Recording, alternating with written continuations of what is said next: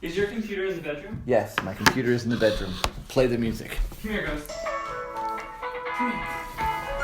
Keanu Reeves! It's the Keanews with Bill and Zippy. What's he up to today? Well, I feel that there's a tension in me because this music makes me think, I bet Keanu's like definitely, he's like found his sweatband and he's like, I should do some aerobics, or Keanu feels like getting a sweat on. And you know what? He is. And he's laughing while he's doing it. He's having a great time. I think that there's within me this desire to imagine Keanu being desperately sad. I know, and we've made a promise that it was always going to be an uplifting, aspirational character. Mm-hmm. But I really just want to be like, internally, I'm imagining myself sitting in a grove of trees, crying and petting a raccoon. And that's your workout. Yeah. The sadness is your workout. Do you know what? Keanu has to have a good cry. He's also going to have a good yell. You know what that's good for? The core. Yeah, it's a lot of really deep. So after lunch, Keanu is feeling both sad and in need of a good sweat. Mm-hmm. And he heads into the woods. And as he runs along, one of the yard dogs comes up and sort of gallops along beside him, looking up happily. Keanu's smiling down at the dog. Just smiling. And he's like, I can connect with happiness. Yes, life is good. I am lucky. I'm grateful for things. There are so many bad things going on. You know what he found? What? A pogo stick. Really? Just sitting there. So good for the core. So Keanu is pogoing into the woods. Mm-hmm. Like little crunches. He's standing nobly. Good posture, shoulders down, grounding into the balls of his feet. Yep, where it's like the shoulder blades floating down your back. He's getting like breathing in tune with the pogo stick. But very challenging to do, by the way. It puts this sort of creak. It's not quite ominous, but almost a curious creak. And you're like, what is that? If you were walking in the woods and he happened to be passing by. On his pogo stick. Yeah. And you go, what's that sound? And he would say... Pogo stick. Because he's an honest guy. From the woods. You wouldn't even see him because his leather is blending him in. Like, he could turn towards you and you'd get the piercing of his eyes. And maybe the flash of a smile. But mostly it's just like a ghostly shadow bouncing through the forest. Like in these nice parabolesque arcs. Yeah. Yeah. But he's changed. There is workout pants. Oh, I'm sorry. I'm so sorry. Oh, it's one of his fresh gray jogging pants. New. Oh, yeah. If I could have a mix between leather pants and gray jogging pants, I'd love to have them. Yeah. But I can't even texturally think of what that would be like. Yeah, I'm wondering, like, would it just be various pieces that are spliced together, or is it like a combination of those two fabrics, the leather and the jogging pants? Does it feel like wet shark skin, or that's neoprene? Wet shark skin, that could be it. There's something softer about it. But I bet he conjures it, though, you know? He just conjures his workout. Do you know what? I thought you conjured the pants. I was imagining a really deep ritual wherein the pants manifested that's what I mean. from the ether onto himself. That's exactly what I meant. You get it. Yeah. Mm-hmm. He's hopping along through the woods on the pogo stick. And he heads up. There's like a yelling rock, you know? It's like a bit of a climb. Not too hard, still safe. But just enough that you go, yeah, you feel it, you know? Yeah, you're breathing hard. You've just climbed a big rock. You stand on top of it and you just yell. Yeah. Yeah. And what does he yell? He yells, why? Yeah. Why? What do you think he yells? Well, I was going to say why, and then I was going to say I think that probably it turns into a song. Yes. Why? Yoming is a state that I have been to. Yes. Yeah, he has been to Wyoming, but not frequently. No, he didn't spend a lot of time there. No, just enough to go like, wow, it's really something that I'm experiencing in my body right now. Yeah. Wyoming. He's experienced enough to know that he likes it. Mm-hmm. He met great people there.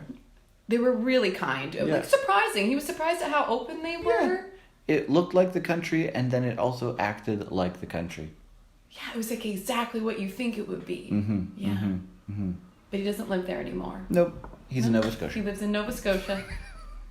And now, so he's on this pogo stick and he's on this rock and he's shouting, singing. Yeah. And that's actually the code that you get in the water tower as the lookout. That is your code. Yeah. It's like I'm there. I'm sort of surveying everything, just keeping a lookout. Not sure for what. We haven't discussed that yet. Nobody told me to climb this water tower. Far be it from Keanu to insist anyone do any one thing for too long. Everyone pitches in, but that just naturally happens. Yeah, I remember that day where you just said, I'll see you later, and you were gone for weeks. Yeah, I come down for meals, but I'm kind of jittery and nervous because nobody's keeping a lookout. You're keeping a lookout. And I remember you fashioned a bucket on a pulley system, and you sent it down to us, and we didn't know what to do, so we just put various items in it, just assuming that the things you wanted. Yeah, they were good guesses. Toy soldiers. 3 Bibles. Yeah, so. 3 Bibles, various sizes. I made some paper airplanes and tried to rip the Bible part of the Bible the least. That's hard. Yes. Because there's a lot of the Bible in that book. But there's sort of a lot of like referencey pages that aren't really Bible. That's true. It's more like the footnotes. Not like you can get around that. Yeah. I've got the original here. Look at us. We're inserting ourselves into the narrative Oh again. my god, this is about Keanu. After he finishes yelling, what did he do? Well, he finished yelling. He sent the signal to you. Yeah, he was singing. He was singing to you because it's time for the old-timey dance party. Keanu has a really nice barn. Yes, great. And it's used for a lot of different things. It's where there's a cidery in the back corner, and the maple syrup gear is all stowed there as well. Surprisingly enough, there are no maple trees on the property, yet he always has a vast amount of maple sap. I don't know how. I have to go get a Tums. Come with me. Oh, we're going. We're gonna go get Tums. We're gonna go get a Tums. We're having a time. Well, actually, funnily enough, there's a lot of trees. Birch. You can get birch sap. Can we get birch sap? Yeah, and drink it. Really? But They we don't. do in Sweden. Really? Yeah. This is something I've never heard of. Funnily enough, these are the Tums that Keanu made for you. They're really healthy. They're an artisanal Tums. Yeah. It's made out of birch bark, actually, oddly enough. Birch bark and just his smiles. There's a chalk quarry on his land, and so he just gets this really natural chalk and some really nice clay, mixes it together, a little bit of salt, a little bit of pepper. He smiles over it for 3.5 hours. And there's a mint bush like you wouldn't believe. Oh, tell me about it. Huge. I believe it. I've seen it. Yeah. You can get lost in next that thing. to the river. Oh, man. Where we occasionally will see Keanu just bathing away. It's, in my mind right now for Keanu, it feels like July 7th. Like a nice, thick of summer. Still a lot of stretched in front of you. Yeah, exactly. Now, could one assume that time is not linear for Keanu the way that it is for the rest of us? Because if he's in July, it's April right now, Bill. Yes. But it's July for him. Yep. I don't think that we should go so far as to make Keanu a time-jumping wizard. I suppose that he has been an invisible ghost at times. Yeah, he did. Yes. He did manifest his workout pants. Yeah, that's true. It's not too far of a jump. Speaking of jumps, let's go back to that pogo stick. Well, I think we've passed the pogo stick, and now we're at the barn having a dance. Oh, we are. That's true. I'm so sorry. I got mixed up there. No, we got you. So he's in there. The Beat Poet are setting up. Yeah. They've got some turntables. There's one of them plays a trombone. One just plays a set of sticks. Yep. But it works really well. It works. Yeah. They're putting out a DVD for other people to learn how to do the stick technique that they've developed. It's really generous of them to do that. I mean, it's really a generous thing. They're giving workshops and they're selling the DVD, so it's more of a good idea. But... Yeah, it's a capitalist. Oh, Keanu has a great idea. He's getting everyone together for a dance, but he also has to have a brainstorming session with all of the gang. So the Beat Poets, Zippy, Bill, all come down from Lookout because it's a brainstorming, and I really like brainstorming. I love that. And then the Maiden, Mother, and Crone ladies, who are sort of like Who are they? They're the ones that they decide. They're the ones that kind of do the improvised, intuitive dances. What is that called? Ecstatic dancing. So it's almost like they're drawing shapes on the floor with their bodies in movement, and it feels like magnetically powerful. Because no one in this room, I don't think everyone is aware of this, but no one in this room speaks the same language. They have mostly been relying on gesture and shared food. Mm-hmm. Sometimes they feed each other at really intimate moments. Mm. That's a step too far. So that's how they're brainstorming. What are they brainstorming? Well, they're also not sure. Well, Keanu wants to present to them an idea and see what they can do with it. Mm-hmm. This is... He asks people, okay, what's the most common problem? And someone jokingly is like, well, there's not enough cake. And he's like, that's exactly the problem I've brought you all here today to solve. Mm-hmm. Yeah. Mm-hmm. And... his pitch is a thing called Cake Tube.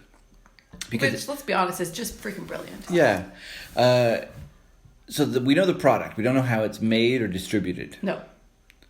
It's a tube, kind of like from a Christmas ball whole container. Yeah, so that all the Christmas balls, we will remove the Christmas balls and someone's in charge of smashing them. I think that we can get tubes without having to have them come filled with balls. But then what will the Christmas ball smasher's job be? Well, we can employ him as maybe he could just put cakes in tubes. We're going to put cakes in tubes, and then they're going to have a mechanism that's like a thing of deodorant that will sort of push the cake up the top. And you poke it in the bottom, and you cut it off the top. And then you just have a little piece of cake there. Yeah. It's freaking brilliant. It's like a little coaster of cake, like a round. Cake coaster. And then in the brainstorm session, as they danced, they did their ecstatic dance moves, and someone said, what if we call it a cake coaster? And someone else says, that's stupid. And then, what'd Keanu have to do? He had to come in. He had to step in and be like, people, there is no such thing as a bad idea. But there is such a thing as being a little mean. Back off. That's so powerful. Yeah. I'm so glad he was there, because it could have gone into a full-on fist fight. Well, when you watch Keanu set boundaries, you learn about boundaries. You learn how respectful and gentle they can be. And firm and clear. And kind. So they're all quarantining together. They're stressed out. They don't feel great. You know what makes everyone feel better? They can't even speak each other's languages, and they're too scared to get close enough to find out how. So Keanu thought, the only way that we can solve this is through conveniently sized and portable cake dispensers. Yeah, what if we just upped the amount of cake on the ranch? Period. Full stop. Everyone will have as much cake as they possibly can enjoy. If we see anyone going too far, we might intervene.